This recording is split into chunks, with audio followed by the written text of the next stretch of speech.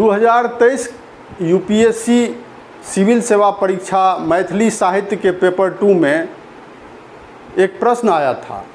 प्रश्न इस प्रकार से था, मिथिला भाषा रामायण भक्ति काव्य आ मिथिलाक जातीय गरिमाक समवेत रूपेण प्रतिनिधि ग्रंथ थिक, विवेचन करूं।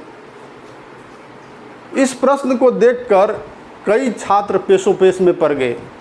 उन्हें ये प्रश्न समझ ही नहीं आया कि इसका क्या उत्तर लिखा जाए।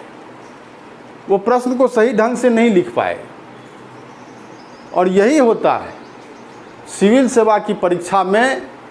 अगर आप प्रश्न को समझ लेते हैं तो आप उसका सटीक उत्तर लिख पाते हैं।